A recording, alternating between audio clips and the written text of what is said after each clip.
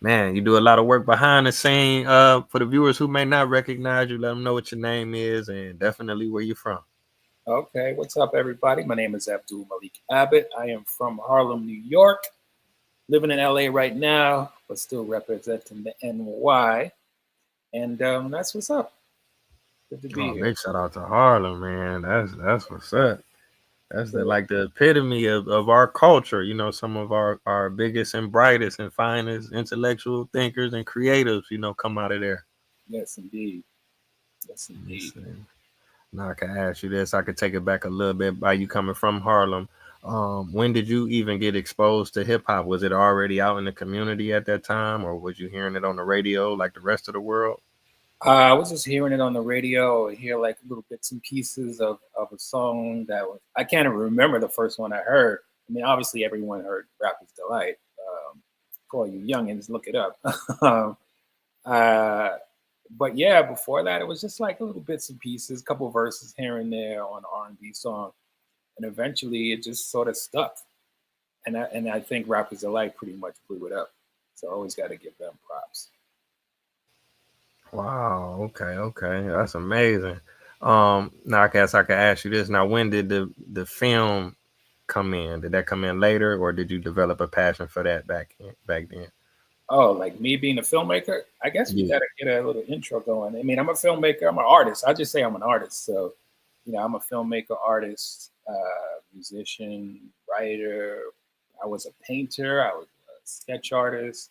I went to high school of music and art, which is now combined with performing arts. So both before the schools were separate. Now they're all together down at Lincoln Center. So I went to high school of music and art, and before that, I was in the boys' choir of Harlem. So I was always into art. My father was a photographer. My father was a filmmaker. So I was just following in his footsteps to see what this whole art thing was all about. Wow. Okay, that's a blessing to have it running in your family. Um, Now, I guess I could ask you this. Now, growing up in Harlem, some of the names I could think of, so many in hip hop. I don't know, maybe if you knew them from back then, or if you maybe met them later on in the industry. Did you know Big L? I did work with Big L. He was in two videos I directed for Lord Finesse. So that's when I was able to meet him, and then he was murdered actually a little while later. So I was only able to work with him a couple times, but he was very cool, laid back cat. You know what I mean? Very easy to work with. Oh, okay, yeah, that was one of the names that they popped up in my head first. What about Cam and Mace? Did you know them back in the day, or hear of them, or Of course, I knew who they. I mean, I know who everybody was basically, but Yeah. I didn't. I never really met Cam or Mace, to be honest with you. I think I went by the set when they were shooting their video, where I forgot the name of it, but they were both.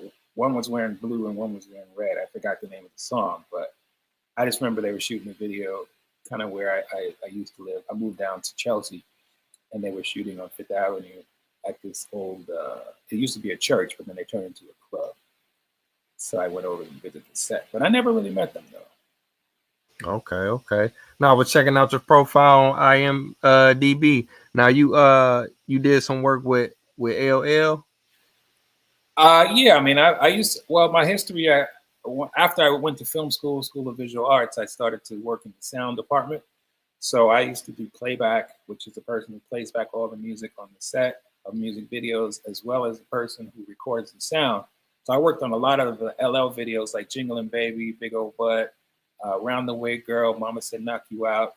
And then I think the name of his video that he put out as a long form collab video with a bunch of videos on it. I worked on that one as well. So that was when I worked with LL. Wow. Okay. Okay. Now, if you don't mind, I'll ask you what was that like working with LL? Because you know he crowned himself the GOAT, but it's a lot of people that feel like if he's not the greatest, he's one of the greatest, and especially back then in the '80s. You know what I'm saying? What was it like in the '90s? What was it like working with him? LL was cool. Like to me, he was already a superstar. I sort of looked up to him as like actually I didn't look up to him because I was never trying to be a rapper, but I admired him for his work. So when I worked on his videos, I was like, oh snap, that's LL. But obviously I keep it cool. But he was cool to work with. Like I said, I worked on a bunch of his videos. He's very professional. He knew what he wanted.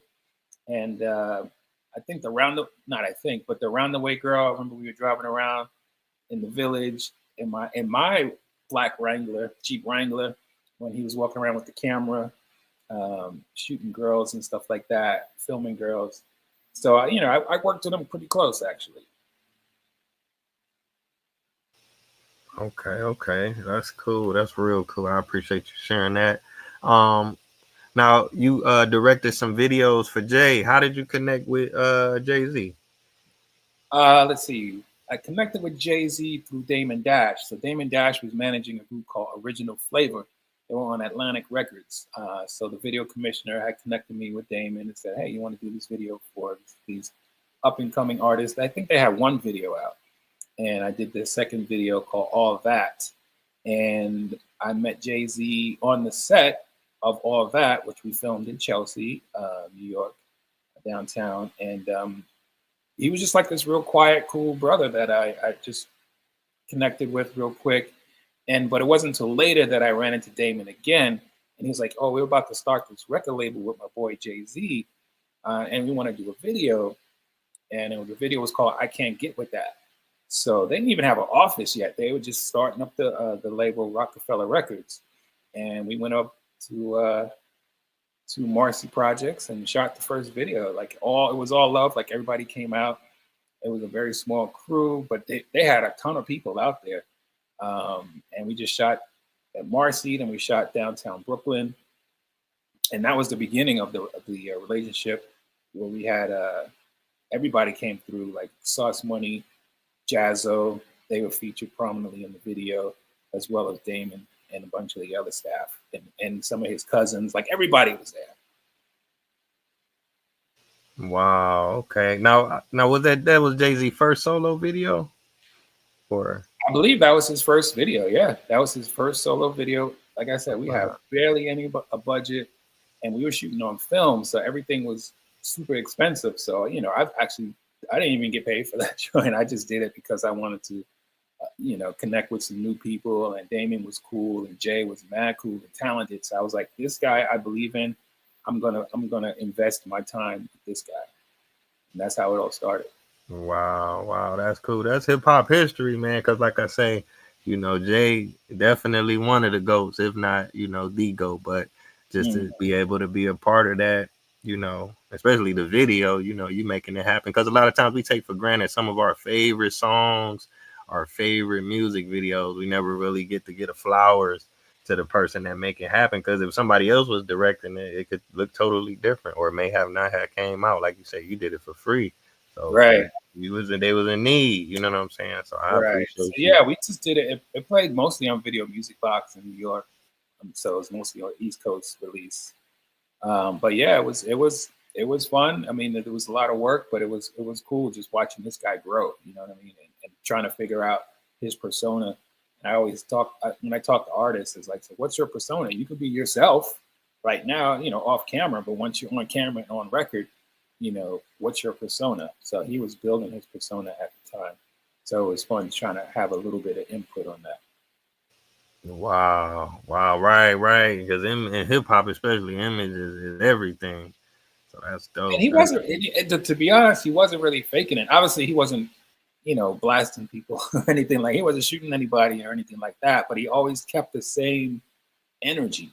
You know what I mean? He was always just cool. That was his thing. He was never wilding.